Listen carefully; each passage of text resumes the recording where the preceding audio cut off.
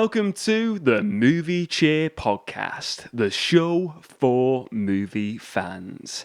I am your host AP, aka Mr. Movie Cheer, and on today's episode of the Movie Cheer Pod, I will be doing a June 2022 movie release roundup. I'll be looking at the physical releases for this month, the home releases, the cinema releases, stream releases. Nothing is off the table. It's anything that's coming out this month in some type of form.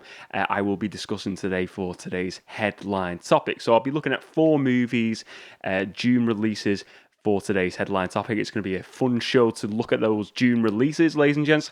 But before we get to that headline topic of today's show, before we start any show off with the headline topic, we start off with a segment called Not So Worthy Blockbuster Housekeeping. This is the part of the show where I discuss what's going on with the channel, with the Movie Cheer Town community, and it's just a general chit chat and easing in for the rest of the show. So what is going on in Movie Cheer Town, ladies and gents? Well, first of all, latest video on the YouTube channel this Thursday.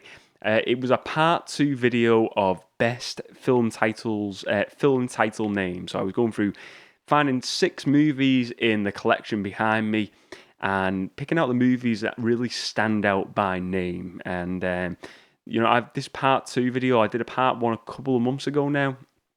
To be honest, this was a video that was in the bag for a while, and it just kept on shifting it around. But yeah, it was a really, really fun video to do. And I think it is, I think I've said this before, but you go down the aisles in like movie shops, or you're shopping online, or wherever you buy your movies, or you're looking at your streaming services, and I think a good title, a good film title, does stand out sometimes. And it's some of them are really just like like a 2.5 or a 2 out of 5 film title name. No, there's some really like bad ones. I mean, there's some of the movies I'm discussing in the headline topic today. They're not like especially like they're not the best film title names, but I think like the good, the bad, and the ugly. Yeah, movies like that. That's just a Scorpion King. That's a great one as well. I think movie title names like that really just jump out at you and make you want to watch the movie, and that's the whole video was about. The topic idea was started by John over at Mondo Chelavet Movies. Check out John's channel. He started this topic. Like I said, this movie come out. The original video came out a couple months back now, but his video, check out the original video. But yeah, I really enjoyed doing a little topic, and maybe I'll do a part 3 later down the line of that one, because I really enjoyed doing that video. What's been going on the blog anyway, on moviecheerpodcast.com. Latest blog post this week is a bit of a write-up on Sonic the Hedgehog 2, a movie I really enjoyed, and I thought let's just do a bit of a write-up, a blog post on this movie. So that is on the blog on moviecheerpodcast.com. As you know, we have it's a YouTube channel here, the Movie Cheer Podcast, the Patreon, the social media stuff. Also, the moviecheerpodcast.com, I see it as this, its own little thing as well, where it's just, write-ups of movies, discussing different topics, and it's just a different perspective than what you're getting in a video format. I've said this many times before, but if you want that extra slice of Movie Cheer Town, check out the blog, and there's some there must be like over 20 posts on there now. If you're interested in just reading up about movies and movie topics, check out the website, and let me know what you think. So that's the latest blog post this past week, ladies and gents. What else have we got going on? Well, in Patreon Town, I need to come up with like a name, don't I? Like the Patreon Town, Movie Cheer Town, Patreon, I don't know. I need to work on that. Let me know any suggestions, any names. But over on Patreon, coming up this Monday, it will be a Movie Cheer Pod Plus episode on an extension of today's topic of June 2022 movies. I'm going to discuss a few more movies on that. I will give a bit of a teaser. So one of the movies I will be discussing is a movie that is being released on physical format for home release. But I think it was a 2021 movie, and it is Licorice Pizza. Licorice Pizza, that's it. This is a movie that I have seen on Instagram, posted by many different people over the past week or two. And it was like a 2021 movie, but it's just had its physical release now. I checked it out, and I'm not going to spoil it, but I thought it was a decent movie. I thought it was a decent movie. I'm going to go into a bit more of a discussion on that Movie Chair Pod Plus episode on Monday. So that'll be coming up on Monday, the bonus video. And this past Monday, this Monday just gone, I did a video as well on the movie watch list. I have a movie watch list of 10 movies, and I was updating that, so I give you my whole fresh new list of movies and who recommended them movies to me as well on the bonus video for Monday's content on Patreon. So that's what's going on Patreon. I will say, so I mentioned it last week, next week on the show, next Saturday to be precise, it will be a live episode of the Movie Chair podcast because it is a Patreon month. Not a Patreon month, a pay-per-view month. That is correct. A pay-per-view month. Every 3 months here in the Movie Chair, on the Movie Chair podcast, the 3rd, the 6th, and 9th, and the 12th month of the year, I do a pay-per-view show. And the last one was a live episode with Sean, Media Collective Madness. We did Clash of the Movie sequels. Now, next week's show will be a summer-themed show. The title of the show is still a work in progress because I've not decided on the complete name yet. So I'm going to announce, I'll put out a post or something midweek or something. But I will say there's going to be some guests along with me, and I'm going to announce the guests midweek once I've got them all confirmed for the show. Hopefully we'll have more than there'll be. I'm trying to up it every time. So it was me and Sean last time, Media Collective Madness, which was awesome. And this time we're going to up it at least one more. We're going to have at least one more person on there. If we can get more people, that'd be great. But for now, I'm happy if we can get 3. But even if it's only 2 people, it'll be awesome. But it's going to be a live episode of the Movie Chair podcast. It's going to feature around summer movies, or the topic of summer movies anyway. And it's going to be sort of like your regular show, but with more people involved. And just a bit more, maybe a bit of a longer episode than normal as well for a live episode. So it will be an afternoon show. I'm not much of a night owl, so it's going to be a Saturday afternoon show. I'm looking at around the mark of like 2 o'clock in the afternoon next week, UK time. But as always with these shows, you can catch up on YouTube or on podcasting apps of your choice. So it's not a case where you have to listen to it live. Don't feel you have to. But that'll be what's going on next Saturday on the Movie Chair podcast, the pay-per-view show. There will hopefully be another episode after that before I take a little short break from doing the shows. I'm going to take a planned break for about 3 weeks then. But I'm really looking forward to that. I think the pay-per-view show is going to be awesome. It's going to be really fun. And I am looking forward to it. I was thinking maybe we're getting like a Hawaiian shirt, but I'll try to get like not a Hawaii, like a summery type shirt. You got them like them classic, like the button-up shirts, and them sort of beach shirts. I have to maybe look into invest in that. I probably won't. I'll probably just, I'm probably just going to turn up in the same black or blue shirt. You know me.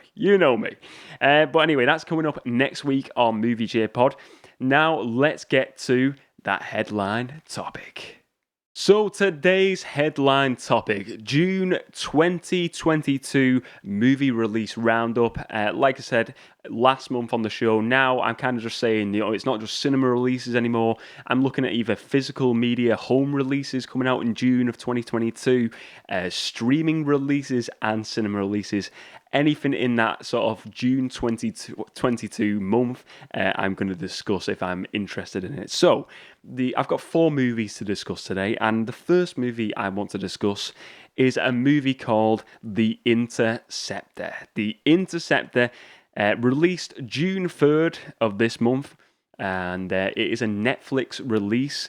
Now, this movie stars Elsa Pataki, and if you don't know her, she was featured in, I believe the first movie she was in is the Fast and Furious 5 movie. I mean, the first significant movie. I'm sure she's been in other movies as well, but she was in, I think that movie was set in Brazil, wasn't it? And she was one of, like, I think she was like a police officer, or sort of like, she was a police officer who worked with The Rock's character of Hobbs in the story in that movie. So you'd know her from that. I believe she is Chris Hemsworth his wife as well. But she's in her own right, she's a really good actor.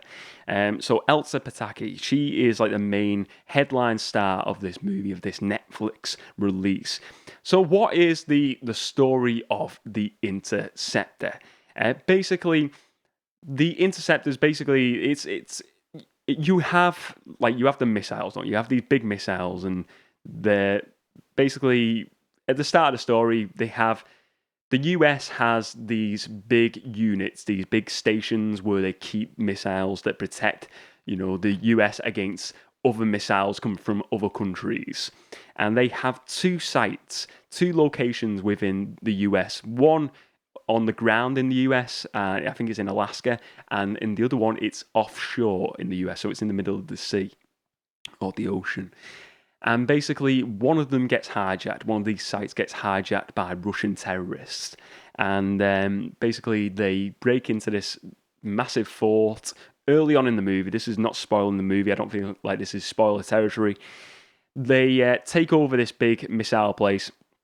And now they start to, they fire the missiles at the US. They're going to fire it at all the cities. Now, they've only got this one site less, one location left to protect US citizens, and this is the one that is offshore, and it's just this rig out in the sea that can stop the missiles, and it's like an interceptor station. And basically, the character of Elsa Pataki's character, she's an interceptor. She's an army person, and she's this interceptor where she's like good on these computers. She can like program the missiles to shoot out these other missiles to protect the US. She is brought back onto this rig, and kind of a bit of a backstory to fill in here. Her character was, she went up in a rank. She was, going for a promotion. And then one of the higher up generals tried to sort of like, grab her and stuff like that, and, sexual misconduct against her, doing acts that they should definitely not do. And then she had a wire, she sort of recorded it all, but she sort of got like dismissed kind of like for it. She got demoted back onto this rig as the Interceptor, and she lost her promotion, and people just despise her basically. But she was, she was not like the bad person in this. It was obviously a higher up general who was trying to like grope her and stuff like this. But it was just the way it was. She ends up getting demoted, going back to this Interceptor rig in the sea, what she worked on before. She takes on a role again as the Interceptor, and the day she arrives on the rig, it gets taken over by terrorists the same day as the other fort gets taken over by terrorists as well. And basically, this story then becomes kind of like a Die Hard meets Under Siege. I would say the vibes of this movie are very much like Under Siege with Steven Seagal. A movie I've only watched maybe in the past year or so, but I really enjoy that movie. And it has really got them vibes of that movie, Under Siege, where it's on this rig and you've got these terrorists taking over, and she's got to protect it and protect the command center from these terrorists. And then she's got to try and stop these missiles from hitting all these American cities. The terrorists, basically, the Russians want to destroy America. It's a really over-the-top plot, but that's the premise of it. They want to destroy America with these missiles, and she has got to stop it. She's the only hope of saving America as the Interceptor. And yeah, we see this, there's a few terrorists on this rig. The SWAT teams, like the army teams, the backup, can't get there for like an hour, and she's got to defend the fort, defend the command center against these terrorists. It's a decent story. I will say about this, look, I don't think the acting is bad in this. I don't think the acting's bad. I think the dialogue is bad. I think some of the dialogue is really cheesy, and it's just an over-the-top movie. It feels like an 80s and 90s throwback movie. It's not like a top tier of dialogue, acting. What I will say, though, it's got some fun action scenes in there, and I think if you're just looking for like an action movie that is, like I said, the plot is like these missiles are going to destroy the US unless this Interceptor this soldier played by Elsa Pataki she's got to like press this button to stop these missiles and send out other missiles to blow them up. And that's a story. It's an over the top story, but it's fun. I think if you like movies like Under Siege, Die Hard, I think this would be something up your street. Don't expect a top tier movie. It's definitely not it's not a AAA top tier movie, this one. But it's a decent movie. It's a decent movie, and if you're just looking for something to watch at the weekend, during the week, just something easy, you want an action movie, nothing too strenuous, the story's not like, you don't have to sink your teeth into the story too much. You can put it on, you can chill out, and you can have a bit of fun with it. So that is The Interceptor, and that is on Netflix, and that was released June 3rd. And what I will say as well, as I said, Elsa Psaki is the wife of Chris Hemsworth. Look out for the Chris Hemsworth cameos in this. Chris Hemsworth is in this movie in a very minor role, a cameo role, but I thought it was really cool that he featured in the movie. And when you see him, you're just like, oh, wow, that's Chris Hemsworth. So he's in this movie, and so that's The Interceptor. Check it out if you like your action movies. And now let's move to the second choice of today's show, another Netflix streaming release for June. And this is a movie starring Adam Sandler, and it's a movie called Hustle. This movie was also released on June 3rd, the same day as The Interceptor. And basically, this stars Adam Sandler as a scout for the NBA, an NBA team, and a Philadelphia team, the Sixers. And basically, he's a scout for the team, and he was an ex-player. He got injured early on his career. He had a hand injury, and he had to, his career was over. He got into scouting, and he's scouting around the globe, trying to find new players, up-and-coming players for the draft. And he gets a promotion early on in the movie by the chairman. And then things sort of get out of his hands. He loses the promotion and he has to go back to scouting. He wants the coach's job. He wants to become a coach. He doesn't want to be traveling anymore because he has a family. But then he gets an opportunity to, another little chance at becoming a coach. The boss in charge says, if you can find me the missing piece of the team, someone who can make the team become a 10 out of 10 team, basically, he'll get a coaching job. So he goes out and he goes to Spain to scout this team, but it turns out the players that he was meant to be scouting are injured, and then he decides to take a little walk to throughout the neighborhood in the streets of Spain, and he sees a street basketball game going on. There's loads of people crowding around this street basketball game, and Adam Sandler's just intrigued, and he's walking up to it, and he sees this big guy, this massive, he must be like 7 foot, the guy, who is basically, he looks phenomenal. He's playing this street game. Adam Sandler then, his character of Stanley Sugarman, that's Adam Sandler's character's name, he follows this guy and he introduces himself and, lets him know that he's a scout for the NBA team, the Philadelphian team, the Sixers. And then he brings him back to the US and he tries to get him ready for the draft, and he tries to get him included in the draft. And there's this big game where it's like a trial game, a big trial game where all the big teams are watching, and he's got to try and get him into that game and trying to get him a career within this. And I won't spoil the story, but I will say there's some really, I think near the end of the movie where there's scenes where there's so much on the line for Adam Sandler and this young man who is trying to become a worldwide basketball player name.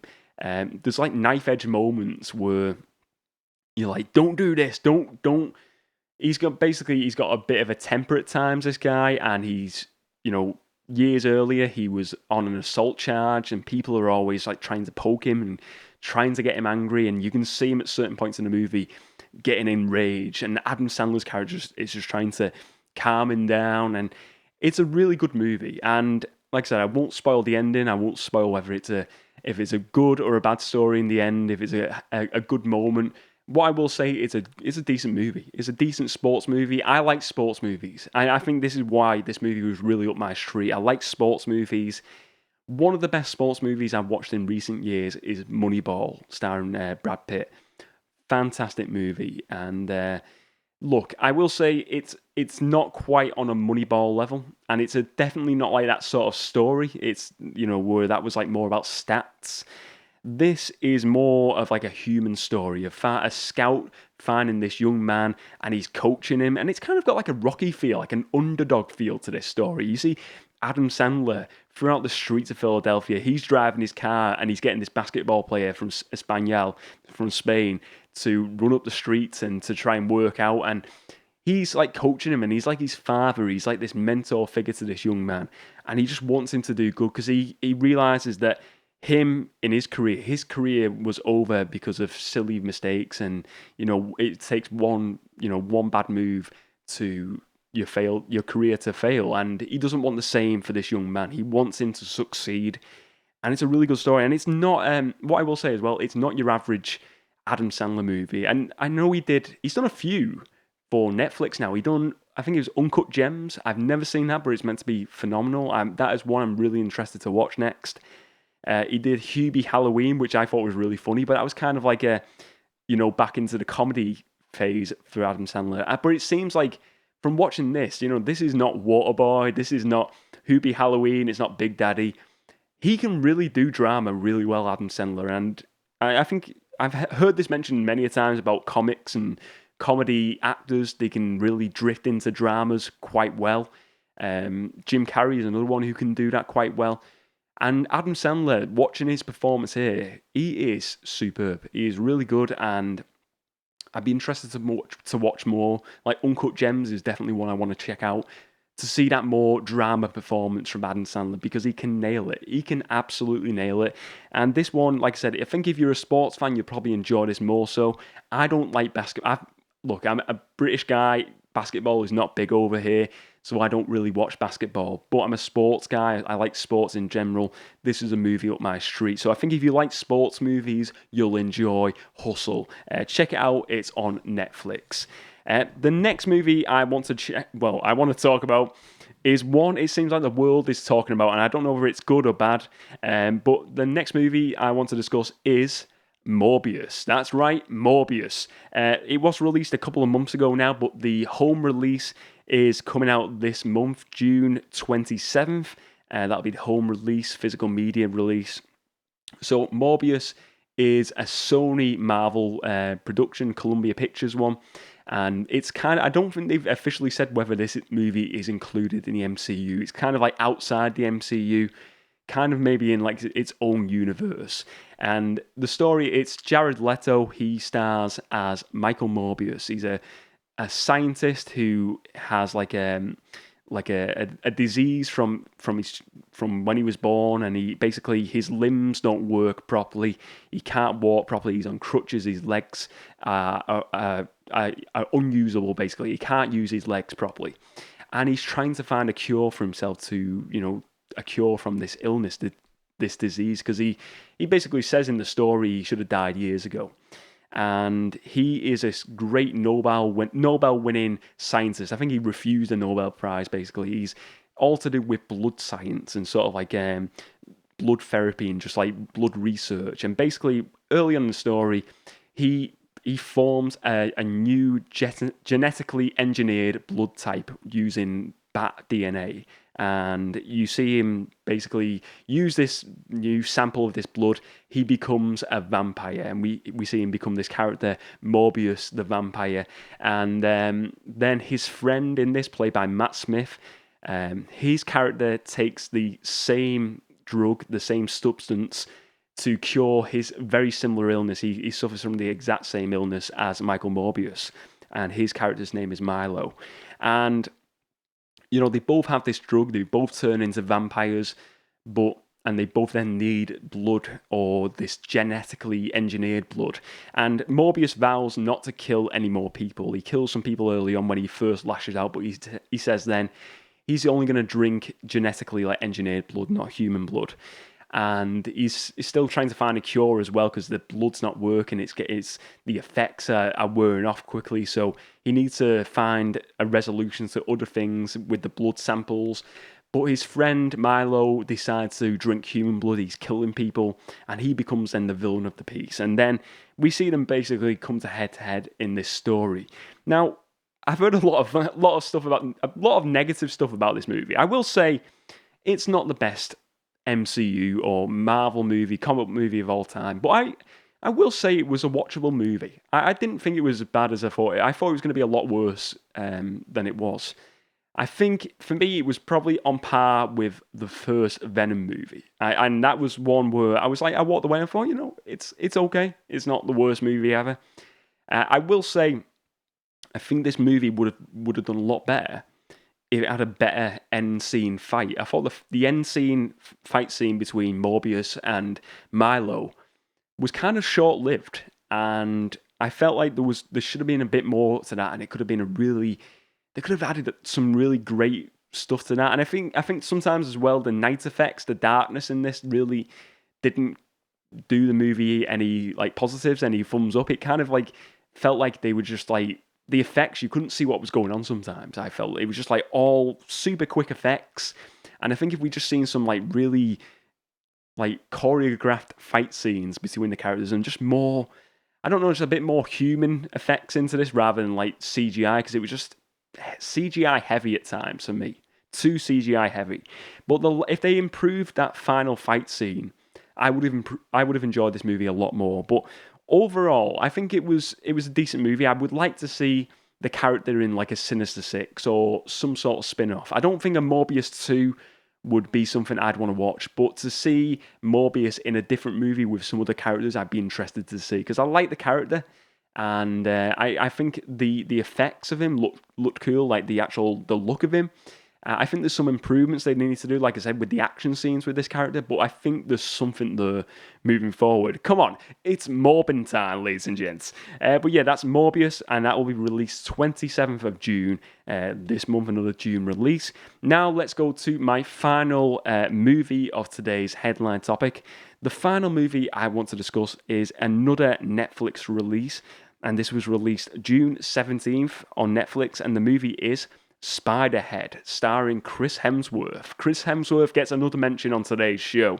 So Spiderhead, basically, it tells the story of this research facility for prisoners who, like these, basically, if you've committed a crime of some sort, you can either go to prison or you can go to this research facility to spend your time there instead, where you get sort of treated better, you get your own sort of like dorms and stuff, you get your own freedom throughout the facility, and you don't get treated so much like a prisoner, but you do get researched on with these bizarre scientific experiments. And they're basically doing it all for this pharmaceutical company, and they're trying to do they're doing experiments to alter the emotions and perceptions of humans in this movie. And the movie stars, like I said, Chris Hemsworth and Miles Teller. Chris Hemsworth is like the main scientist doing all these experiments, and Miles Teller's character is one of the candidates for this. Basically, we see it in the movie that he committed a crime early on,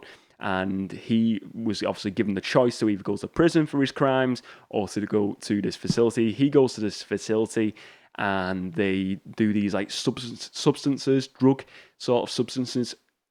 I can't even I can't even say that. Substances, sort of like manipulation on these guys, and they have like this little pack on the side of the chest where they change then via like an app on the phone certain emotions, and they add these drugs to the body to change emotions for, say, like anger, for love, for for eating, maybe you're hungry, or happiness, all these different emotions, and they see how they react with other people in these experiments. And it's a decent movie. I think it's a decent sci-fi movie. It's a sci-fi thriller, and we see things don't always work out with these experiments, and this is what this story basically tells. Things don't go right, things go wrong, and then we see something happen, a big collision. And yeah, it's an interesting movie. I think this was shot during the pandemic in Australia, this movie as well. I liked it. I think it reminded me a lot of, it had similar vibes to the Oscar Isaac movie Ex Machina a few years ago that came out. I don't think it's quite as good as that movie, but it's got a similar feel. I think if you like that sort of movie where it's a very contained in one location, experiments, you'll like this film. It's not something that's probably going to cheer you up. It's a bit of like an emotional movie. It's a thriller, But I liked it. I thought it was something decent to watch. It's not like a 10 out of 10 film, definitely not. But it was something that if you're in for sci-fi, if you like sci-fi, I think it's something that can, you can watch on an afternoon and enjoy and get something out of it for sure. So that is Spiderhead, and that is a June 17th release. And that is the final movie for today's headline topic. Let's move on with the rest of the show. It's time for the Movie Variant Showdown segment of the show. Are you ready?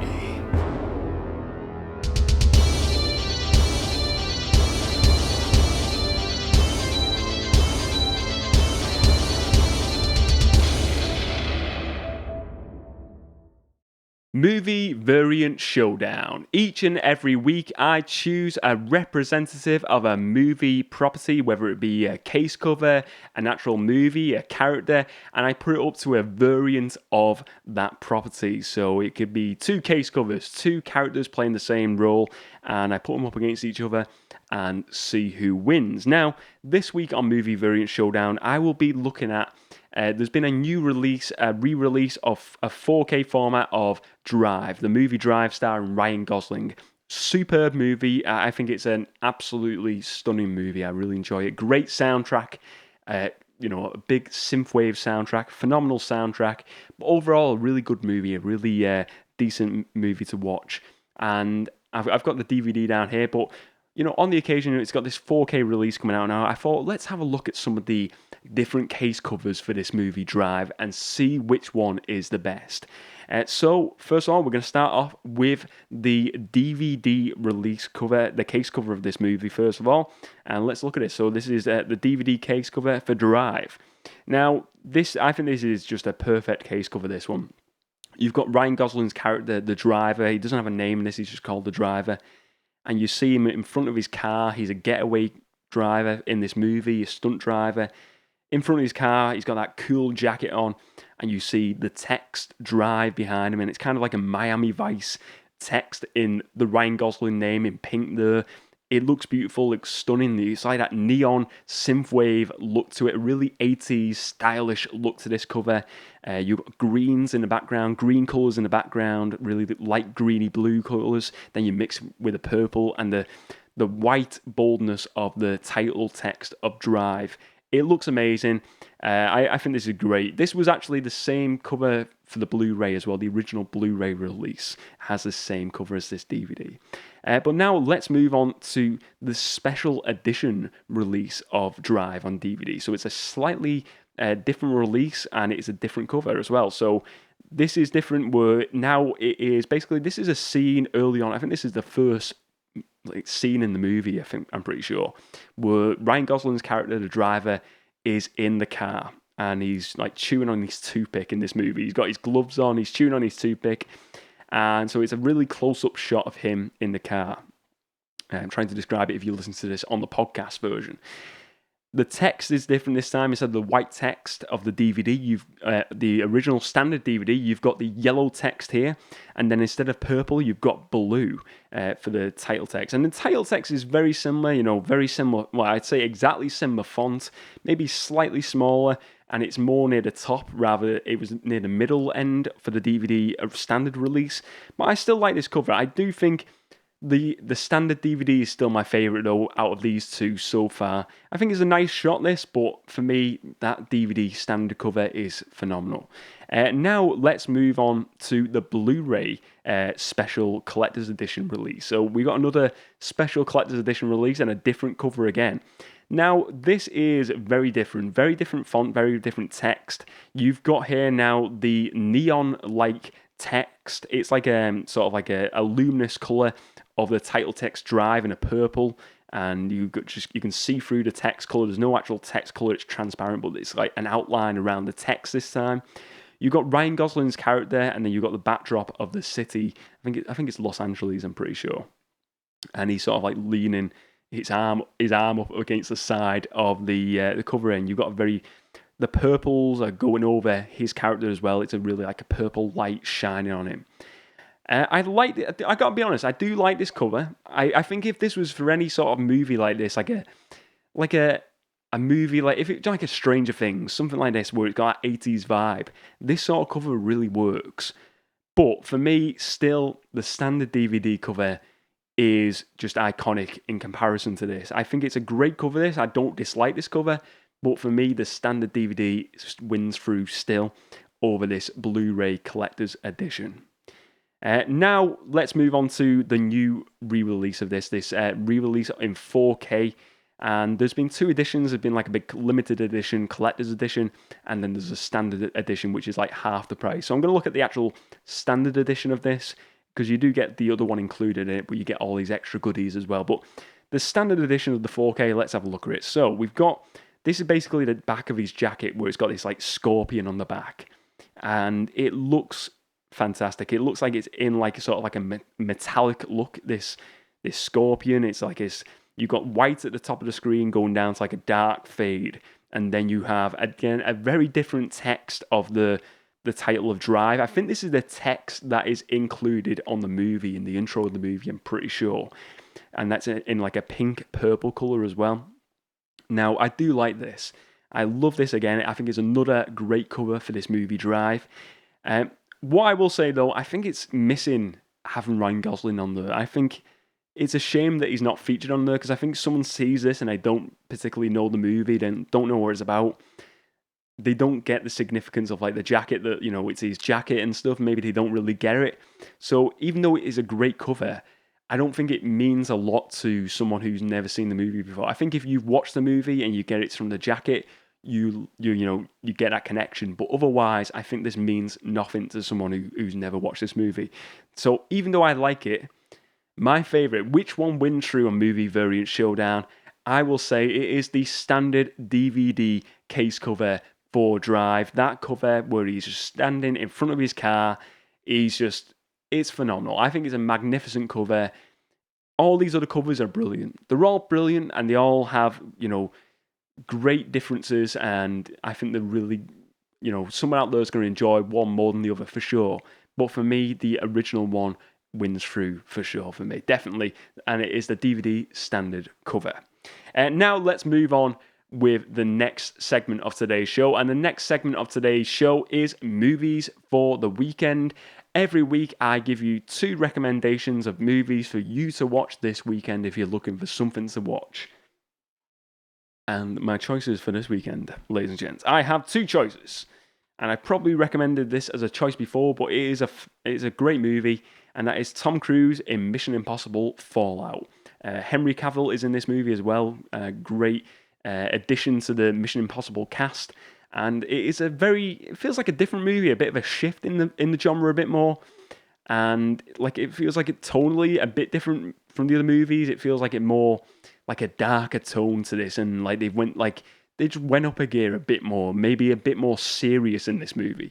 I really liked it. I think the soundtrack, the score by Hans Zimmer, was it Hans Zimmer? Or no, it was, my apologies. I don't think it was Hans Zimmer, but it was a Hans Zimmer type score. I can't remember who it was, but it sounded very Hans Zimmerish in this score. But a really great movie, action thriller. You like your spy movies, you'll like Mission Impossible.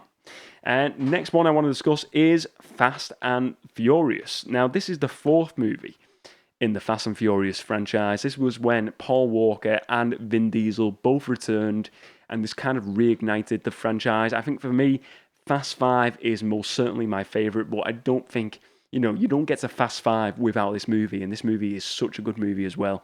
And yeah, it brings that whole gang back together for this, reignition of this franchise. It's a great movie. If you like your action movies, you like Fast and Furious, just over-the-top action, you will like this movie. Great movie for the weekend. So they are the movies I'm going to be watching this weekend. My movie recommendations for you for this weekend as well.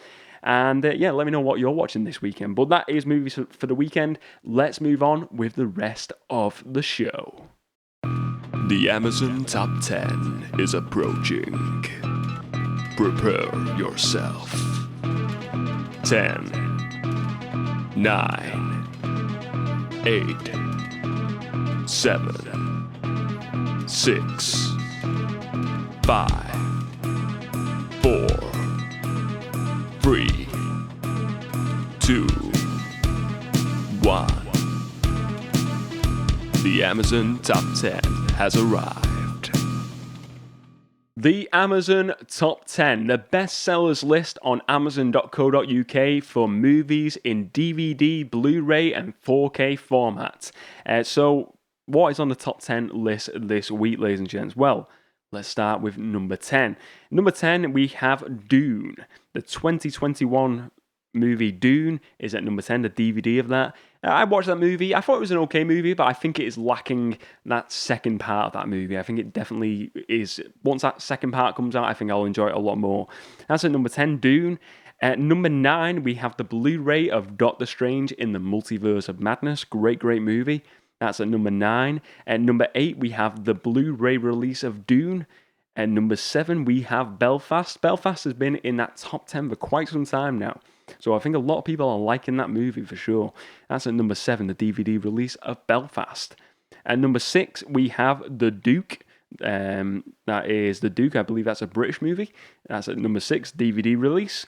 At number 5, we have the DVD of No Time to Die, the James Bond movie, No Time to Die.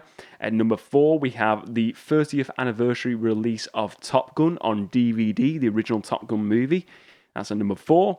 At number 3, we see the 4K of The Batman at number 3. At number 2, we have the DVD release of The Batman. And at number 1, we have the Blu-ray of The Batman. The Batman is taking the top 3. It's going to be sitting there for quite some time. It is a top film. And yeah, if you've not checked out The Batman, you want to get it checked out because it is available on physical media now. Ladies and gents, get it in your collection if you haven't already. Yeah, I've not got it in my collection yet. I've got to get a hold of one of them at some point. But I will get a hold of one. I will get one soon. Rest assured. Rest assured, ladies and gents. Let's move on anyway with the next part of today's show. The final segment of today's show, what's been on the screen. And this is part of the show where I discuss what I've been watching this past week. Now, I think I mentioned it last week and maybe the week before. I've been sort of binge watching Stranger Things, and because I had that week off where I wasn't well with, I think I had laryngitis, and I watched a load then, and I've been watching them still. So I'm now 2 episodes in to season 4 of Stranger Things, and I am having a great time watching it. It is super entertaining. I will just say season 1 is perfection. It is absolute perfection. I think season 2, it built upon it, and it was a very different show. And I don't think it was quite as good as season 2. I think as season 1, sorry, I think season 1 was just perfect. Season 2, there were certain parts in it, like I thought, oh, it was okay. But overall, each and every episode was still great. Even though there were certain plots I thought, maybe they could have done something slightly different there. For instance, the one where she joins up with the other girl who has abilities in season 2. I thought that episode was a bit dull. Well, it wasn't dull. I think the plot was just, there could have been more to the plot. Like I said, I think every episode has been great, but that plot just didn't click with me as much. Season 3, we see it all in the mall with the Russians and stuff, and that is again another great season. I will say there's certain scenes in that where like the rats are exploding. That just like, and that got my stomach just going, oh, wow, that's horrible. And there's a scene at the end with Eleven where she's had an injury of some sort. I'm not going to spoil it. I'm trying to keep relatively spoiler-free for people who've never watched the show. But they're trying to mend an injury for her near the end of that show. And there's a really grotesque scene in that where I'm just like, I had to put my hands over my eyes for that one. But what I do like about it is each and every season so far has built upon, really. But they built upon, I think the stories have improved. Like I said, season 2, I think season 1, I kind of want to keep season 1 of it as its own thing, because I think that is just, season 1 you could watch on its own, and you could never watch anything else after that, and it would be perfect still.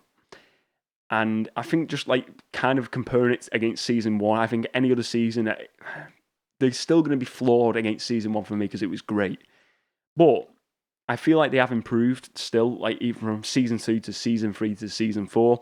I think what they do as well really good is they've added new great cast members to the cast and really great characters as well. I think Max, Billy, in this new season, there's a guy who's like this Dungeons and Dragons guy. I can't remember his name now. He's got he's got like big long hair. He's like this like metalhead, and he's a great character. He looks like Robert Downey Jr. He looks like a young Robert Downey Jr. I can't think of his name now. But basically, he's another great character, another great addition to this cast, and I really think that's great. Where they're not just like relying on the same cast, and they're doing really big, significant changes to the main characters as well. And I think in season 4, it's interesting now. Obviously, only 2 episodes in for myself. I've not seen the other episodes, but them taking it to a totally different location. They go out of Hawkins for some of the season so far, and we see kind of different locations where I think it tells different stories and different perceptions for the characters in different places and how they react to different locations with different people. And I think it works really well, and it's really enjoyable. And yeah, I think it's a really well done show. And I think it's still, each and every episode I've watched, really, and maybe because I'm not like a big horror guy, and I do get squeamish over these things. I'm not a horror guy. When I watch horror, I'm just like hands over my eyes. But they do. It feels like for me they create a moments really well where you are fearful of what's going on screen and you're fearful for the characters. And it kind of, the fearfulness reminds me a lot of Game of Thrones, where a character can easily be at the death at some moment, any moment in time. And it feels like, even though they've not like went full on like Game of Thrones, killing off main cast members each and every season, it feels like that could happen for this show. And it feels like even some of the main cast members could get killed off. That's what I like about this show. And I feel like it could happen, and it feels like they've built up that momentum of horror within the show as well. And I think they've done it perfectly, and I think it's a cracking show. I believe they're only doing one more season after season 5, and it will be a shame to see this show end. But I'm so happy that I've had 4 seasons to kind of binge on over the past couple of weeks, and it's gonna be a shame now that I've got to wait for, I think part 2 of the show is coming out like maybe next year or at the end of this year. I've got to wait a few more months now to watch the second part. But I really encourage anyone who's not watched the show to check it out, because it is a really, really good show. I think if you like science fiction, you like horror, you will like Stranger Things for sure. It is really that good. And I think as well, what adds to it is why I was hearing people saying that these season 5, the length of the episodes is phenomenal. It's like an hour and 20 minutes for each episode, where it used to be like 40 minutes to 50 minutes.